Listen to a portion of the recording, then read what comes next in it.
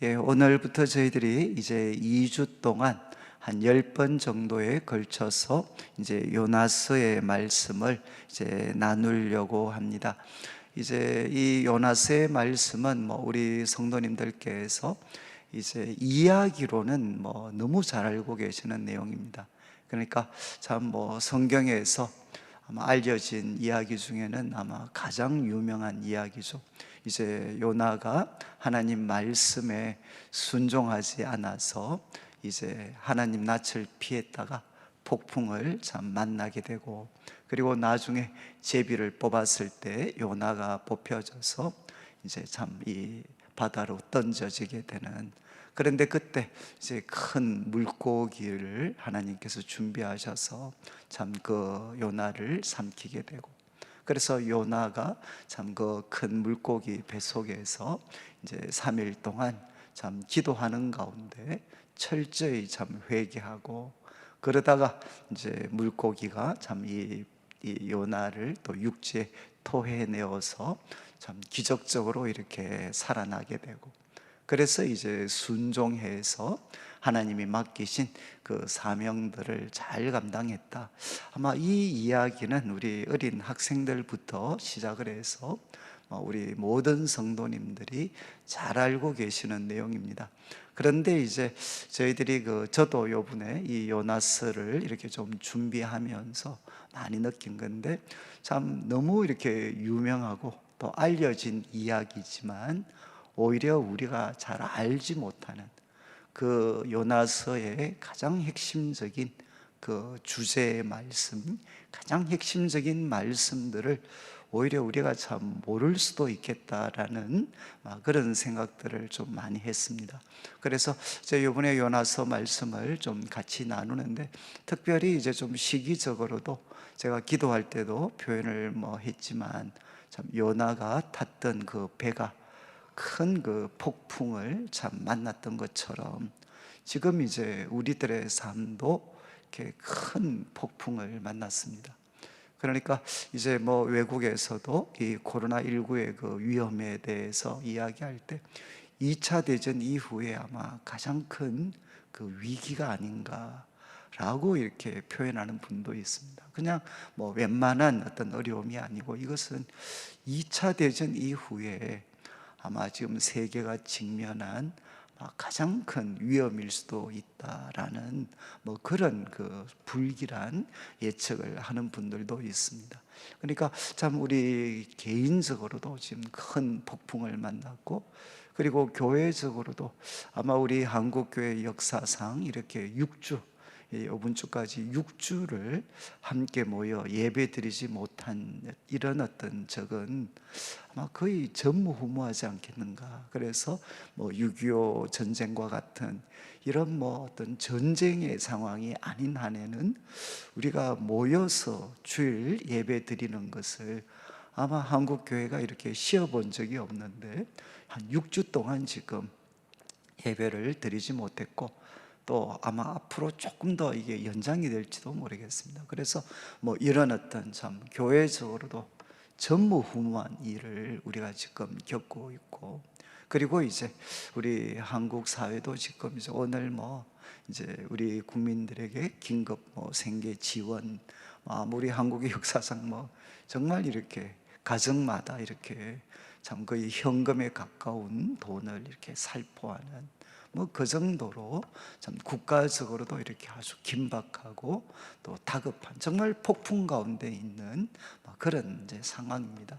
그래서 저희들이 참 이 요나서의 말씀을 먼저 좀 잘 살피면서 지금 우리가 처해 있는 이 상황에 대해서 하나님이 주시는 또 교훈, 하나님이 주시는 말씀이 무엇인가 하는 것을 우리 성도님들께서 또 듣게 되는, 그리고 기도하게 되는 그런 귀한 시간이 됐으면 좋겠습니다. 그래서 우리 1절 말씀에 이제 요나서는 이렇게 시작을 합니다. 여호와의 말씀이 아미떼의 아들 요나에게 임하니라. 지금 이제 여호와의 말씀이 아미떼 아들 요나에게 임하였다는 겁니다. 아미떼 아들 요나에게.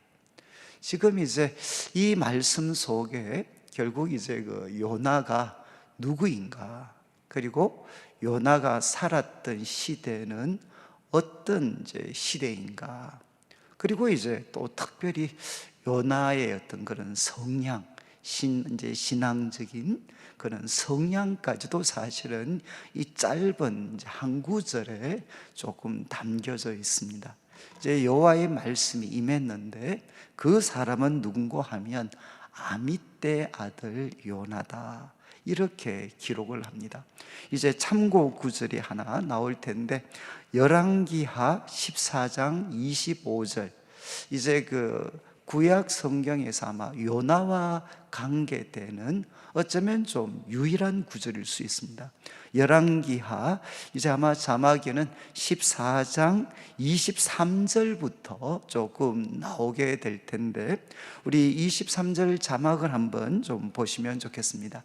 이제 성경에서 이것은 요나를 소개하는 게 아니고 북쪽 이스라엘 왕 중에, 이제 북쪽 이스라엘 왕 중에 여로보암 2세를 지금 설명하는 말씀입니다. 그 말씀 속에 지금 요나에 대한 말씀이 담겨져 있습니다. 그래서 23절에 이제 유다의 왕 요아스의 아들 아마샤 제15년에, 이것은 이제 남쪽 유다입니다. 남쪽 유다의 왕이 아마샤라는 그 왕이 15년 통치했을 때, 그때 이제 이스라엘의 왕 요아스의 아들 여로보암이 사마리아에서 왕이 되었다는 겁니다. 여기 이제 그 요아스, 북쪽 이스라엘의 요아스의 아들 여로보암이 사마리아에서 왕이 되었다. 그런데 이제 우리 북쪽 이스라엘 왕들 중에 여로보암이라는 이름을 가진 왕이 2명이 있습니다. 첫 번째는 누구겠습니까? 이제 솔로몬과 이렇게 맞서서 남쪽 유다, 솔로몬이 죽은 후에 남쪽 유다, 북쪽 이스라엘이 갈라지게 되었을 때 북쪽 이스라엘의 첫 번째 왕 이름이 뭔고 하면 여로보암입니다. 여로보암. 그러니까 이제 이 북쪽 이스라엘의 이제 첫 번째 왕이었죠. 첫 번째 왕. 그리고 그는 이제 단과 베델의 금송아지를 섬겨서 이제는 이스라엘 그 후대 왕들이 이 죄에서 벗어나지를 못합니다. 이제 이 사람이 첫 번째 여로보암인데, 오늘 본문에 나오는 이 14장 23절에 나오는 여로보암은 이제 여로보암 2세입니다. 2세. 그리고 그는 이제 누구의 아들이냐? 요아스의 아들이다, 이렇게 기록을 합니다. 아마 이제 그 조금 처음이라서 복잡할지 모르겠는데, 이 북쪽 이스라엘의 역사를 제가 간단하게만 좀 말씀을 드리면, 여로보암 2세가 이제 왕이 되었습니다. 이제 왕이 되었는데, 여기에 이제 그 열왕기 상에서 특별히 가장 강조하는 왕이 누군가 하면 아합 왕입니다. 아합 왕. 그래서 이제 여로보암이 왕이 되고 몇 대를 거치다가 이제 오므리 왕족, 오므리 그리고 이제 아합으로 이어지는 이 왕조가 들어섰을 때, 이제 북쪽 이스라엘은 하나님을 향해 등을 돌리게 됩니다. 그래서 이제 바알을 그리고 아세라를 적극적으로 이제 섬기게 됩니다. 그리고 그 중심에는 이제 아합의 부인이었던 이세벨이 있었습니다. 이세벨. 그래서 이 아합 가문, 이제 이 아합 왕, 그 오므리와 그리고 아합의 왕이 이 북쪽 이스라엘의 신앙을 완전히 병들게 했습니다. 그런데 그때 이제 활약했던 선지자가 누군가 하면 엘리야 선지자입니다. 엘리야 선지자. 이 엘리야 선지자가 아합과 맞서서 싸웠던 사람입니다. 그런데 이제 하나님께서 엘리야 그리고 그를 이어 선지자가 된 엘리사를 통해 이제 누구를 세우시느냐? 에후라는 사람을 세웁니다. 그래서 그 에후를 세우셔서 아합 가문을 이제 완전히 숙청해 버립니다. 아합 가문을 완전히 진멸을 시켜 버립니다. 그리고 이제 에후가 왕이 됩니다. 왕. 에후가 왕이 되고, 그런데 하나님께서는 이제 에후한테 너의 후손들이 4대까지 왕이 될 거다. 4대, 이제 너가 4대까지 왕이 될 거라고 말씀을 하셨습니다. 그런데 이제 이 여로보암 2세는 결국 누군가 하면 이 어떤 에후의 정손자가 됩니다. 정손자. 에후의 정손자가 됩니다. 그런데 이 어떤 여로보암 2세 전까지 이제 북쪽 이스라엘은 어떤 상태였느냐? 말 그대로 아람 왕. 혹시 여러분들이 성경을 아시는 분들은 그 엘리사, 하나님께서 엘리야와 엘리사 선지자를 세웠을 때 이제 선지자 이 엘리야에게 하나님 마지막 맡기셨던 일이 뭔가 하면 사람을 세우는 일이었습니다. 먼저 영적인 후계자 엘리사를 세우고, 그리고 두 번째는 아합 가문을 숙청할 에후라는 사람을 세웁니다. 그리고 이제 또 한 사람을 세우는데 그 사람이 누군가 하면 이제 아람의 왕 하사엘입니다. 하사엘. 이스라엘의 가장 강력한 적이었던 아람, 오늘날 시리아입니다. 시리아 그 아람의 왕 하사엘을 세우는데, 이 하사엘은 어떤 역할을 하느냐? 북쪽 이스라엘을 잔인하게 짓밟게 됩니다. 그래서 아합 가문을 숙청한 사람은 에후지만, 이제는 이 아합과 그리고 계속해서 왕이 될 그 에후의 왕족까지도 이제는 이 하사엘로 대표되는 아람이 철저하게 짓밟습니다. 그래서 에후가 정말 아합 가문을 숙청하고 왕이 되었음에도 불구하고 이제 에후도 그리고 그 후손들도 아람에게 처절하게 짓밟히게 됩니다. 이제 이런 상황 속에서 누가 왕이 되었느냐? 이제 여로보암 2세가 왕이 됩니다. 여로보암 2세가 왕이 되어서 이제는 솔로몬의 영광을 회복하게 됩니다. 솔로몬의 영광을 회복하게 됩니다. 지금 이제 이 장면을 성경이 표현을 하고 있는데, 제가 23절에 이제 말씀드렸습니다. 여로보암이 왕이 되었고 41년, 가장 긴 시간을 통치합니다. 41년을 다스렸습니다. 그리고 이제 24절은 생략을 했는데 그 내용은 이 여로보암 1세의 잘못에서 벗어나지 못했다. 그런 다음 이제 25절 말씀을 한번 보시죠. 가장 중요한 말씀입니다. 25절에 이제 이스라엘의 하나님 여호와께서 그의 종, 잘 보십시오, 가드 헤벨 아미떼 아들 선지자 요나를 통하여 하신 말씀과 같이, 여러분 지금 여로보암 2세가 왕이 되었는데 그때 하나님께서 아미떼 아들 선지자 요나에게 하나님이 말씀을 주셨다는 겁니다. 요나에게 말씀을 주셔서 이 말씀을 이제는 여로보암 2세와 북쪽 이스라엘 백성들에게 전했다는 거죠. 그런데 그 내용이 뭔고 하면 이제 25절 마지막, 여로보암이 이스라엘 영토를 회복하되 하맛 어기에서부터 아라바 바다까지 하였으니, 여기 이제 하맛 어기는 어딘가 하면 하나님께서 이스라엘 백성들에게 주셨던, 약속하셨던 땅의 북쪽 경계입니다. 북쪽 경계. 그러니까 하나님께서 여호수아에게 그리고 또 나중에 에스겔 선지자를 통해서 정말 이스라엘이 회복될 때에도 북쪽 경계가 어딘고 하면 하맛 어기입니다. 하맛 어기. 그런데 그 하맛 어기에서 남쪽으로는 아라바 바다는 어딘고 하면 사해 바다입니다. 사해 바다. 그러니까 최북단에서 그리고 최남단 사해 바다까지 여로보암이 이스라엘 영토를 회복했다는 겁니다. 회복했다. 그런데 이렇게 회복할 것이다 라는 말씀을 하나님께서 누구를 통해 전해 주셨느냐? 아미떼 아들 요나를 통해서 하나님이 이 말씀을 전해 주셨다는 겁니다.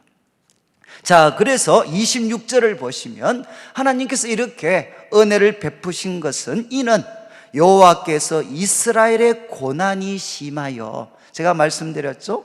에후의 에후 왕조가 들어선 이래 아람의 군대들에게 정말 이스라엘은 철저하게 짓밟혔습니다. 그래서 이스라엘의 고난이 심하여 매인자도 없고 노인자도 없고 그리고 이스라엘을 도울 자도 없음을 보셨고, 지금 이스라엘을 도울 사람이 아무도 없다는 겁니다.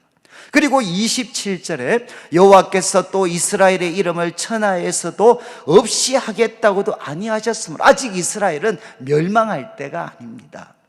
아직 하나님께서 이제 이스라엘 이름을 없애버리겠다라고 할 만큼 아직 그 죄악이 차지를 않았기 때문에 이제 마지막을 보면 요아스의 아들 여로보암의 손으로 구원하심이었더라. 그러니까 하나님께서 이 여로보암의 손을 통해서 이스라엘을 구원하셨다는 겁니다. 여러분, 이게 이제 왜 중요하냐? 두 가지입니다. 하나는 뭔가 하면 이 요나가 살았던 시대는 여로보암 2세가 통치하던 때였습니다. 이 여로보암 2세는 결국 어떤 때였느냐? 그 이전까지 북쪽 이스라엘은 약소국가였습니다. 한 번도 힘을 제대로 써보지 못했던 약소국가였어요. 과거 우리나라의 모습과도 참 비슷합니다. 약소국가였습니다. 항상 사람들에게 짓밟혔습니다. 그런데 여로보암 2세가 들어서고 나서 이 나라가 어떻게 되느냐? 솔로몬의 영토를 회복할 만큼 이제는 주변에 강력한 그런 강대국이 되었다는 겁니다. 그 당시 이제 아람은 아수르에게 패배해가지고 아람은 이제 힘을 잘 못 쓰게 되었고, 그리고 또 아수르는 오늘 이제 나중에 본문할 때도 나오겠지만 아수르는 내부적인 여러 가지 갈등 때문에 아수르도 힘이 약해져 있었습니다. 그러니까 전통적인 강력한 나라였던 아람과 아수르가 이때는 힘을 많이 잃게 됩니다. 이런 상황 속에서 이제 여로보암 2세가 정말 솔로몬의 그 영토를 회복하게 되고, 말 그대로 강대국으로, 그 약했던 나라가 강대국으로 일어서게 됩니다. 그러니까 갑자기 이스라엘 백성이 힘을 가지게 되었고, 그리고 돈을 가지게 된 거죠. 그런데 지금 이렇게 이스라엘이 여로보암 2세 때 이스라엘이 강력한 나라로 세워지는 데 있어서 결정적인 말씀을 주었던 사람이 누구냐? 바로 이 요나였다는 겁니다. 요나가 바로 하나님께서 요나에게 말씀을 주셔서 정말 하나님께서 이 여로보암을 통해 가지고 이 이스라엘을 회복시킬 것이다. 정말 그 솔로몬의 영토, 하나님이 원래 이스라엘에게 약속했던 그 영토를 회복시켜 줄 거다. 하나님이 불쌍히 여기셔서 이 여로보암의 손으로 구원하실 거다. 이렇게 말씀을 하셨고 그 말씀대로 이루어졌다는 것입니다. 그러니까 한편으로는 이제 북쪽 이스라엘은 강력한 힘을 갖게 되었습니다.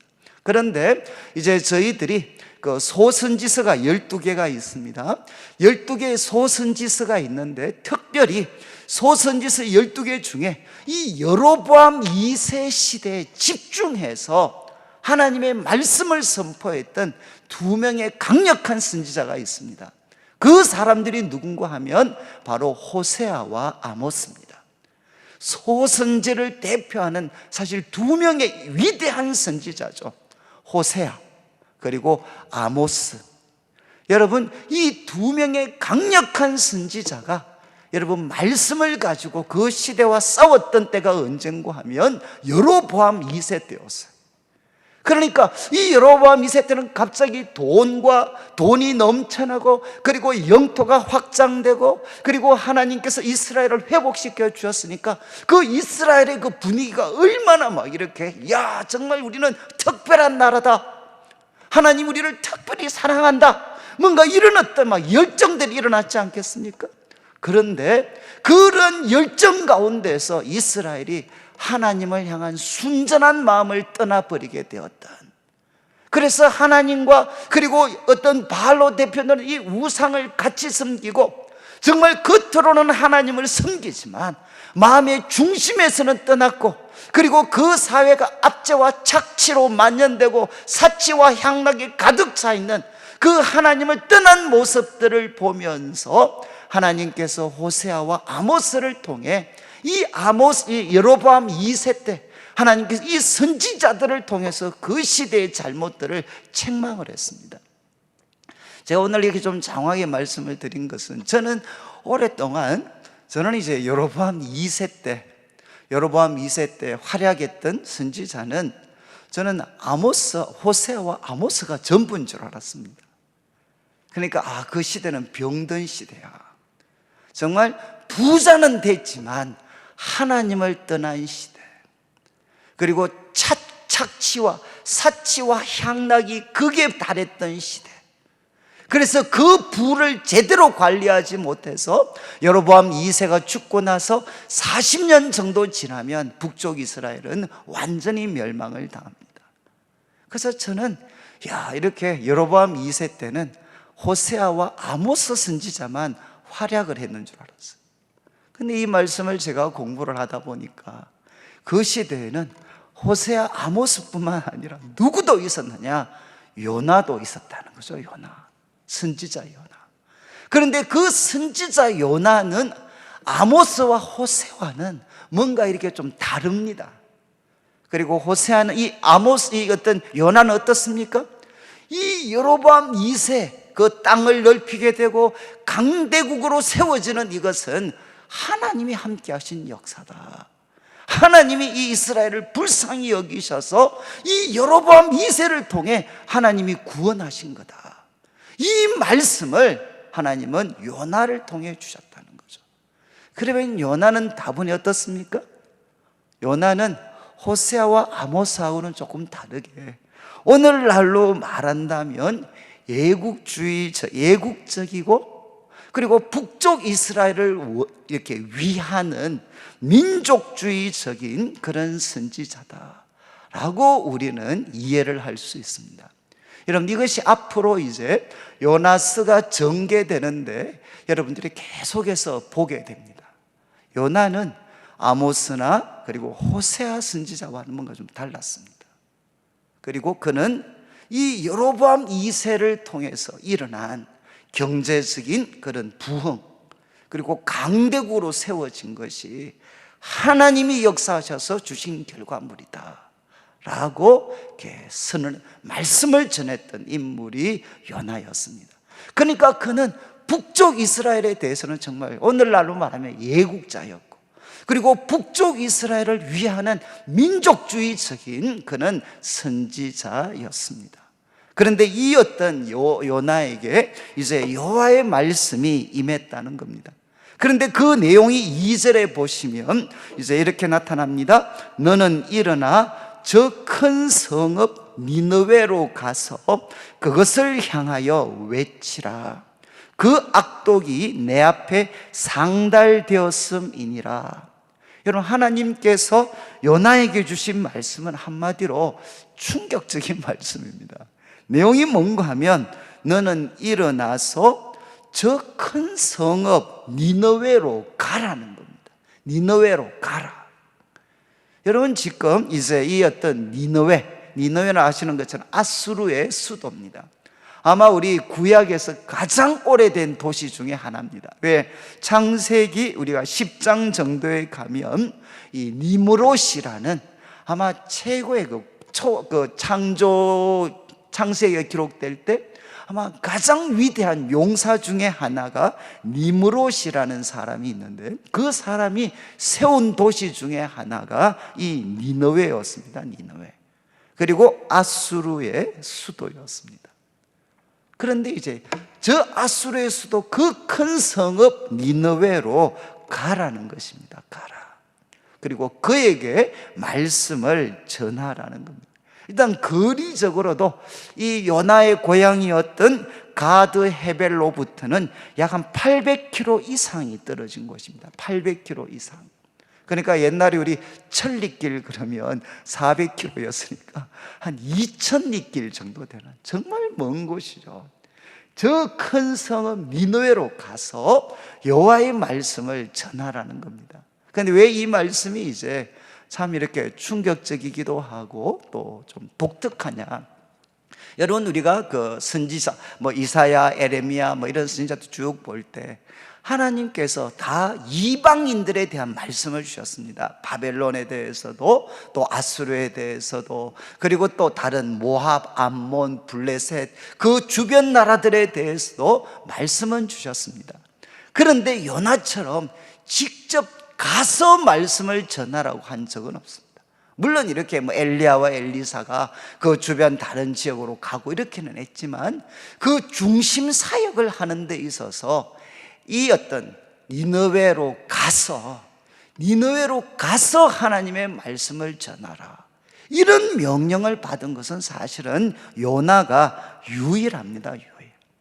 그리고 여러분, 이제 이 니느웨는 아수르의 수도였으니까, 아수르는 어떤 나라에 있느냐, 고대 중동 지역에서 가장 잔인하고 폭력적인 국가였습니다. 그래서 이제 저희들이 다 제가 읽지는 못하겠지만, 그 고대 기록들 보면 아수르가 그 다른 나라를 정복할 때 그 자신들이 정복한 사람들을 소위 어떻게 괴롭혔는가, 어떻게 죽였는가. 정말 제가 이쪽 글들을 쭉 읽어보니까, 과거에 우리도 외세 압제를 많이 받았잖아요. 일본, 중국. 그래서 참 우리 조상들도 코도 베이고 잔혹하게 압제를 당했던 기록이 많습니다. 그런데 아마 이 아수르는 급이 좀 다른 것 같아요. 한 나라를 정복하고 나서 그 나라를 말 그대로 우리가 입에 담을 수 없을 정도의 방법으로 사람들을 죽였습니다. 그리고 압제를 했습니다. 그러니까 고대인들이 이 아수르, 특별히 이제 이스라엘 백성, 아수르 그러면 정말 부들부들 떨 수밖에 없는 사람들이죠. 여러분, 이제는 조금 기억에서 약간 잊혀졌지만, 몇 년 전까지만 해도 우리가 IS가 있었잖아요. IS, 우리 이슬람 극단주의자들이 있었잖아요. 정말 그들이 했던 그 참혹한 행동들을 우리가 보면서 온 세계의 사람들이 정말 치를 떨었던 적이 있습니다. 그러니까 이제 이 IS와 어쩌면 조금은 이렇게 성격을 같이 할 수 있는 가장 대표적인 나라가 고대의 이 아수르였습니다. 아수르. 그런데 그 당시에는, 요나 당시에는 힘을 좀 잃었지만, 그 앞에까지만 해도 이 아람을 깨트리고 정말 이스라엘에게는 가장 위협이 되는 나라였고, 그리고 이제 이 어떤 여로보암 2세가 죽은 이후에 다시금 아수르가 힘을 회복해서 이 어떤 여로보암 2세가 죽은 한 40년 정도 지난 후에는 북쪽 이스라엘을 멸망시키고, 그리고 남쪽 유다에게도 가장 큰 위협이 되었던 나라가 이 아수르였습니다. 아수르. 그런데 여러분, 이제 그 아수르의 수도 니느웨로 가라는 거죠. 마치 이거는 이제 좀 표현이 그런데, 미국에 있는 한 유명한 목사님 보고, 여러분 좀 이게 약간 과장이겠지만, IS가 한참 기세등등할 때 그 IS 수도에 가서 말씀을 전해라.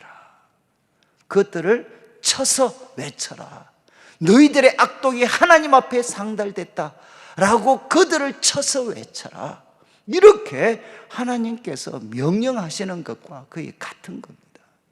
여러분 상상을 해보시죠. 그 미국에 있는 한 선교사, 유명한 목사님 보고 IS 수도에 가가지고, 너희들은 지금 하나님이 그들을 쳐서 말씀하시는, 그들의 악독이 하나님께 상달됐기 때문에 그들을 쳐서 들려주시는 하나님의 말씀을 과연 우리가 전할 수가 있겠습니까? 사실 그게 쉬운 일이 아닙니다. 쉬운 일이. 그런데 한편으로는 정말 위험한 일이었습니다. 그런데 이제 요나서를 통해서 볼 때는 정말 이것이 위험한 일이었기 때문에 요나가 피한 것은 아닙니다. 이제 여기에는 또 다른 이유가 있었습니다. 자, 이제 우리 2절 마지막에 이제 하나님께서 이렇게 말씀하셨어요. 그것을 향하여 외쳐라. 그 악독이 내 앞에 상달되었다. 그런데 이제 우리 성도님들 잘 아시는 것처럼 3절을 보시면 이렇게 하나님께서 말씀을 하셨고, 그리고 요나는 그 시대를 대표하는 선지자였습니다. 그 시대를 대표하는 하나님의 선지자였는데도 그는 여호와의 얼굴을 피하려고, 이제 여호와의 얼굴을 피하려고 일어나서 다시스로 도망하게 됩니다. 여러분 이제 뭐 저희들이 지도를 제가 잘 준비를 못했는데, 니느웨는 만약에 이제 이스라엘을 중심으로 보면 동북쪽에 있는 도시입니다. 동북쪽으로 한 800km 정도 떨어져 있는, 동북쪽으로 한 800km 떨어져 있는 도시가 니느웨였습니다. 하나님께서 동북쪽에 있는 이 아수르로 가라고 했는데, 지금 이제 요나는 어디로 가느냐? 다시스로 가게 됩니다. 다시스로. 이 다시스는 그 고대, 특별히 이스라엘 사람들에게는 그 세계의 서쪽 끝입니다. 그들이 알고 있는 세계 서쪽 끝이 어딘가 하면 다시스입니다. 다시스. 하나님은 동쪽으로 가라 그랬는데 그는 서쪽으로 가고, 그리고 또 육지로 가라고 했는데 그는 바다로 가고 있는 거죠. 바다로. 정면적으로 그는 하나님의 명령을 거역하게 됩니다. 그래서 여호와의 얼굴을 피하려고 그는 다시스가 목적지입니다. 다시스로 도망하려 하여 욥바로 내려갔습니다. 왜? 욥바는 이제 이스라엘 그 서쪽이죠. 서쪽에 오늘날 같은, 우리 같으면 꼭 인천과 같은 항구 도시입니다. 그 욥바에 가서 이제 다시스로 가는 배를 알아봤는데 마침 배를 얻을 수가 있었고, 그래서 이제 그 배를 타게 되는데 3절 마지막에 보면 또 한 번 더 표현합니다. 여호와의 얼굴을 피하여 그들과 함께 다시스로 가려고 배에 삭슬 주고 배에 올랐더라. 여러분 3절에서 무려 2번이나 강조하는 게 무엇이냐? 여호와의 얼굴을 피하려고. 여호와의 얼굴을 피하려고. 여러분 하나님의 선지자였는데, 그 시대를 대표하는 하나님의 선지자였는데, 그가 하나님이 말씀을 주셨을 때 여호와의 얼굴을 피하여서 그는 다시스로 이제 가게 됩니다. 다시스로 가는 배에 오르게 됩니다. 그러면 이제 저희들이 뭐 가지게 되는 질문은 뭐 당연하죠. 앞으로 이제 계속해서 나타나게 될 텐데, 왜 요나가 불순종을 했는가? 하나님이 그에게 말씀하셨고, 그는 그 시대를 대표하는, 북쪽 이스라엘을 대표하는 그는 어떤 선지자였고, 그리고 그 말씀을 통해 북쪽 이스라엘이 회복되는 그 모습들을 다 보았던, 그래서 어쩌면 북쪽 이스라엘 백성들이 참 존경했던 그런 선지자였을 수 있습니다. 그런데 그가 왜 여호와의 낯을 피했는가? 결국 이제 이거는 그 말씀, 하나님이 주신 말씀에 그 힌트가 담겨져 있습니다. 여러분이 이제 니느웨로 가서 이제 그것을 쳐서 외쳐라. 그리고 그들의 악독이 내 앞에 상달되었다. 여러분이 이제 이 말씀을 순종하게 되면 분명히 참 그 소위 아수르 원수의 나라였고 가장 잔인한 국가, 그 수도에 가서 말씀을 전해야 되니까 얼마나 그런 두려움이 있었겠습니까? 그래서 두려움도 한 가지 요인은 됐겠죠. 그렇지만 이제 요나서 전체를 통해서 나타나는, 특별히 이제 우리 4장에 가면 요나가 하나님께 항변하는 내용이 나옵니다. 하나님께 항변하는 내용 속에서 선명하게 나타나는 이유가 있습니다. 그것은 뭔가 하면 이제 요나는 사실 이렇게 이해할 수가 없었습니다. 그것은 뭔가 하면 이제 하나님께서 이 니느웨에 가서 그것을 쳐서 여호와의 말씀을 전해라. 그러면 선지자는 본능적으로 알았어요. 그게 무엇이겠습니까? 내가 이 말씀을 전하게 되면 어떤 일이 일어날 수 있죠? 나중에 현실로 이게 이제 이루어지게 되는데, 니느웨가 이 말씀에 반응을 보이는 겁니다. 이 악독한, 정말 이거는 사라져야 될, 이 지구상에서 사라져야 될 이 어떤 폭력적이고 하나님 백성의 가장 위협이 되는 이 세력들, 이 니느웨가, 이 아수르가 하나님의 말씀을 그들에게 선언하면, 하나님의 말씀은 살았고 운동력이 있으니까 그들이 이 말씀에 반응을 보여서 돌아설 수 있는 거죠. 돌아서면 이제 우리가 4장에서 선명하게 볼 텐데, 그러면 하나님께서 이 악한 나라, 이 악한 도시 니느웨에게 자비를 베푸실 수 있는 가능성이 있는 거죠. 여러분, 이제 이것이 결국 요나가 여호와의 낯을 피하게 되는 가장 큰 이유가 됩니다. 그래서 제가 준비한 그 말씀처럼 왜 하나님은 아수르와 같은 나라에게 자비를 베푸시는가? 이렇게 폭력적이고, 그리고 하나님 백성들에게도 가장 큰 위협이 될 수 있는, 왜 이런 아수르에게도 하나님께서는 자비를 베푸시려고 하는가? 그래서 이제 우리 강의 안에 나온 것처럼 요나의 반응은 여호와의 얼굴을 피해서 다시스로 향했습니다.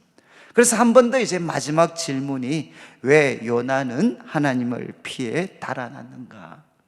결국은 좀 표현이 그렇지만 이해할 수 없는 하나님이죠. 이해할 수 없는 하나님. 잘 한번 들으시죠.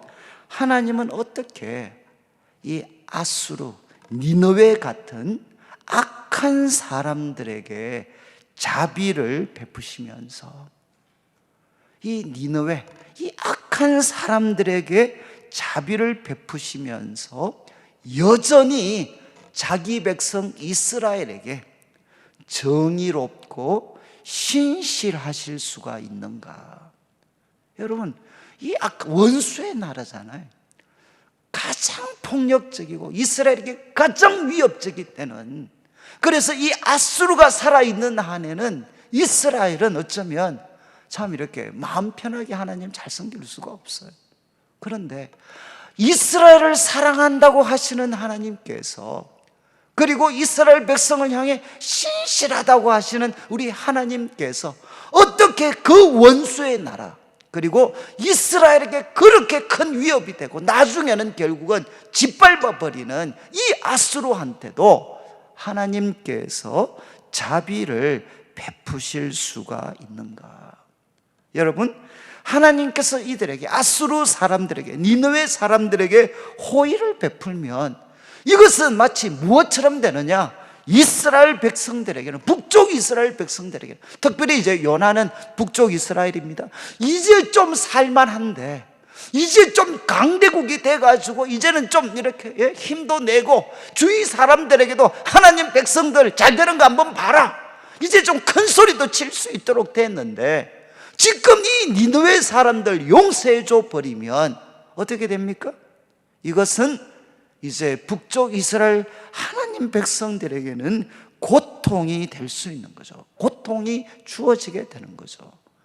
이건 너무나도 잘 알고 계시는 하나님께서 왜 이스라엘 백성들에게, 하나님 백성들에게 고통이 되는 그들에게 하나님은 호의를 베푸시려고 하느냐? 여러분, 한동안 이 IS의 위험이 정말 아주 심각했을 때 한번 생각해 보십시오. 아수르에게 호의를 베풀면, 그래서 아수르에게 살 길이 열리면 어떻게 됩니까? 그의 위협에 항상 시달리는, 소위 말해서 기독교 쪽의 국가들은 고통이 되는 겁니다. 고통이. IS에게 은혜를 베풀면 그거는 기독교 국가들에게는 고통이 될 수밖에 없죠. 그런데 왜 그런 일을 하나님이 하시려고 하느냐 하는 겁니다. 그러니까 이제 이 요나는 하나님에 대해서 이해할 수도 없었고, 사실은 요나서 전체의 주제는 뭔가 하면 요나는 하나님을 향해 분노합니다. 요나는 하나님을 향해 분노합니다. 그래서 그는 어떻게 되느냐? 이제 여호와의 얼굴을 피하게 됩니다. 그리고 이제 그는 어떻게 되느냐? 마치 누가복음 15장 탕자의 비유를 여러분 생각해 보시면, 이제 마치 요나는 하나님의 선지자였지만 어떤 누구처럼 행동하느냐? 두 번째 아들처럼 행동을 합니다. 1장과 2장은 이 요나는 두 번째 아들 탕자처럼 행동을 합니다. 그리고 3장과 4장은 요나는 첫째 아들처럼 행동을 합니다. 여러분이 이제 요나는 이렇게 이제 하나님 여호와의 얼굴을 피하게 되는 거죠. 그래서 우리가 이제 결론을 우리가 좀 내리려고 하는데, 여러분 이제 질문입니다. 나는 악인들에게, 그리고 그것이 하나님을 믿는 우리들에게 위협이 될 수도 있는 그 악인들에게 은혜와 긍휼을 베푸시는 하나님께 혹시 분노하고 있지 않는가? 여러분, 저는 이제 어릴 때 이렇게 쭉 이렇게 좀 자라면서 저희 집안에서는 거의, 제가 어렸을 때는 아마 거의 이제 하나님을 믿는 유일한 집이었을 때가 있었습니다. 저희 집만 이제 제사를 안 드리고 교회를 다니고, 그래서 친가도 외가에서도 저희 집만 예수님을 믿었던 적이 있습니다. 근데 그때 이제 우리 참 아버님이 사업이 여러 가지 어려워졌을 때 항상 주변 사람들이 저한테 이야기했던 게 그거였어요. 야, 너가 아버지는 하나님 믿었기 때문에 이렇게 소위 말해서 벌을 받고 있는 거다. 너 아버지 하나 지금이라도 제사만 드리면 회복이 돼, 회복이. 그래서 저는 어린 마음에 진짜 그런 생각했어요. 하나님, 정말 우리 하나님의 이름이 높임을 받으려면 하나님 대신에 저렇게 제사 섬기면서 우리 예수님 하나님 믿는 사람 욕하는 저 사람들 좀 벌 좀 내려주세요, 벌. 그리고 하나님 믿는 우리한테 좀 이렇게 뭔가 눈에 띄는 복을 주시면 하나님 우리도 큰 소리 질 수 있지 않습니까? 그런데 왜 하나님 잘 섬긴다 한다고 하는 우리들한테는 이렇게 고통을 주고, 그리고 우리가 예수님 믿는다고 비웃는 저 사람들은 자꾸만 더 잘 되도록 하고, 나는 하나님이 이런 분이시면 저 정말 믿고 싶지 않습니다. 제 개인적으로 그런 시간을 참 오랫동안 가졌어요. 그리고 좀 크면서는 이제 이게 좀 문제가 복잡해지더라고요. 여러분, 요나서를 우리가 누가 제일 설교를 많이 했나? 일본 선교사님들입니다. 일본 선교사로 가시는 분들이 정말 저 원수의 나라, 지금도 우리 한국 사람들에게는 이 뼛속 깊이까지 일본 그러면 그냥 분노가 일어나죠. 분노. 남들은 용서할 수 있어도 우리는, 일본은 용서할 수 없어요, 일본은.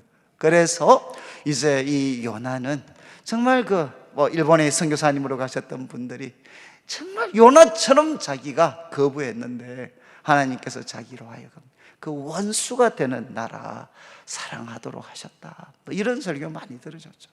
그래서 참 이 요나는 오랫동안 일본과 갈등 중에 있는 우리들에게 많이 적용이 되기도 했습니다. 그러나 여러분, 이게 좀 약간 외부로 좀 머리를 돌리면은요, 과거에 멕시코 같은 중남미는 소위 스페인 그리고 포르투갈과 같은 이 소위 천주교 구교 세력에 있었던 그 유럽의 나라들에게 정말 잔인하게 짓밟혔습니다. 그래서 이런 유명한 이야기가 있죠. 그 당시 멕시코에 끝까지, 멕시코 반군 중에 끝까지 저항했던 그 소위 대표조 대장이 잡혔습니다. 그래서 이제 사형을 받게 되는데, 그 사형을 받을 때 스페인의 신부가 이렇게 이제 이야기를 했어요. 원래 죽을 때 그러잖아요. 지금도 우리가 과거 교수용할 때 이제 목사님이나 이런 분이 가셔서 그 사람들한테 마지막 기회를 줍니다. 혹시 여러분 예수님 믿지 않겠습니까? 그러니까 그때 그 스페인의 신부가 그 멕시코 반군의 사람들한테 질문을 했어요. 당신 지금이라도 예수님을 믿으면 이제 천국 갈 수 있습니다 라고 이야기했어요. 그런데 그때 이 반군 지도자가 신부에게 이런 질문을 했어요. 천국 가면 바로 저 스페인 사람들, 예수님 믿는 스페인 사람들 다 계십니까? 그러니까 이제 신부님 이야기했죠. 예수님 믿으니까 다 천국 갑니다. 그러니까 그때 그 반군이 이런 이야기했죠. 나는 저들이 있는 천국은 가지 않습니다. 이렇게 그가 이야기를 했어요. 여러분, 이거는 좀 극단적인 이야기지만 여러분, 이것은 단순히 우리나라와 일본과의 관계 정도뿐만 아니라 사실은 가장 극명하게 나타나는 것은 정치적인 영역입니다. 정치적인 영역. 여러분, 지금 우리 한국 사회도 완전히 그냥 반으로 딱 나누어져 있습니다. 딱 나누어져 있어요. 그래서 여러분, 견딜 수 없는 게 무엇이죠? 내가 아닌 상대방 진영이 잘 되면 어떻게 되느냐? 그것은 나한테는 죽음입니다. 그리고 교회가 극도의 그냥 고통과 위협을 당할 것 같아요.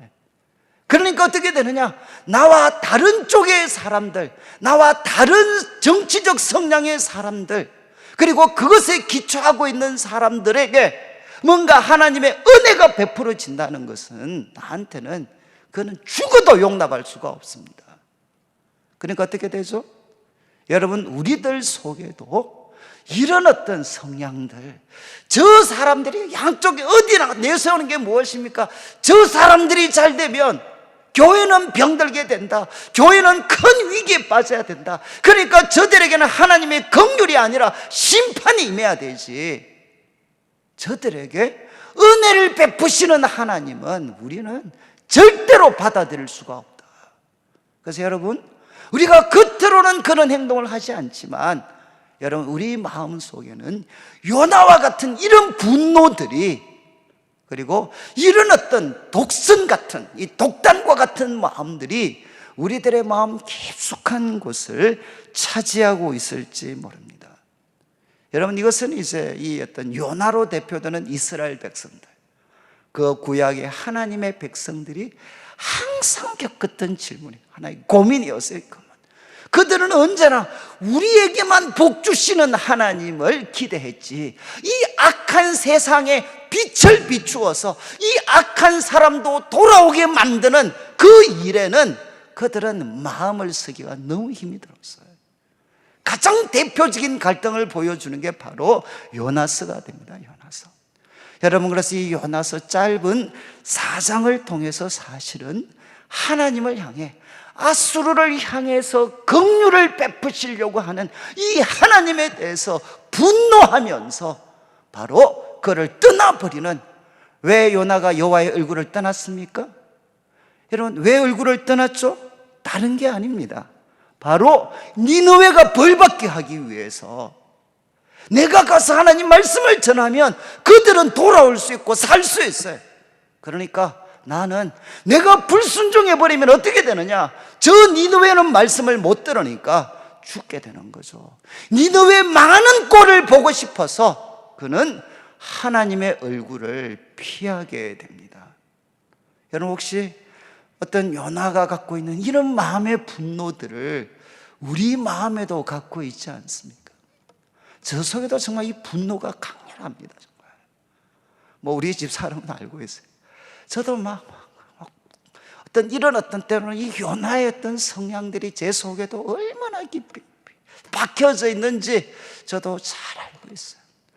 하나님께서는 이 요나서의 말씀을 통해 이 어떤 하나님의 선지자였지만 그 마음에는 절대로 아수르로 대표되는 이 악한 세상을 품을 수 없는 이 선지자를 풍랑을 보내시고, 그리고 그를 구원하셔서 다시 보내시고, 그를 설득시키시고 그와 대화하시면서 그 마음 깊숙한 곳에 숨겨져 있던 이 쓴뿌리들을 하나님께서 제하셔서 바로 하나님의 눈으로 이 악한 세상, 그리고 하나님의 눈으로 나와 정반대쪽에 있는 사람들을 바라보면서, 나도 하나님이 그들을 아끼시는 것처럼 하나님이 나도 아끼시지만 하나님은 아수르 사람들도 아끼셨죠. 하나님이 아끼시는 것처럼 그들도 아낄 수 있는 그런 사람이 되도록 하나님은 요나를 다듬어 가시게 됩니다. 오늘 처음인데 조금 제가 길게 말씀을 드렸는데, 제가 이제 결론을 좀 내리면, 혹시 여러분 우리 마음 속에는 이 요나와 같은 이런 쓴뿌리들이 있는지 모르겠어요. 정말 이게 꼭 아수르 니느웨로 대표되지 않더라도 정말 저 사람 얼굴, 저 사람이 잘 되는 것, 저쪽 진영이 잘 되는 것만 봐도 그냥 치가 떨리는, 혹시 그런 분들이 우리 속에 있는지 모르겠습니다. 여러분, 정말 하나님께서 이 요나를 변화시키시고 다듬으셔서, 하나님이 자기 백성을 사랑하시지만 그 백성을 통해 이 악한 백성들까지도, 니느웨로 대표되는 악한 백성들까지도 하나님께로 돌아오게 하고 그들도 아끼고 계시는 이 하나님의 마음을 우리 성도님들이 정말 품게 되어서 여러분, 이 갈라지고 다투고 정어하고 분노하는 이 시대에 정말 예수님이 우리에게 도전하셨던 것처럼 평화를 만드는 자가 복이 있나니 그들이 하나님의 아들이다, 일컬어질 것이다. 그래서 정말 예수님을 믿는 사람으로서, 하나님의 자녀들로서 이 갈라진 세상에 정말 평화를 만들 수 있고, 하나님의 눈으로 성도들을 바라보고 하나님의 눈으로 이 악한 세상까지도 사랑으로 품어낼 수 있는 우리 성도님들로 다듬어져 가시기를 주님의 이름으로 축원합니다.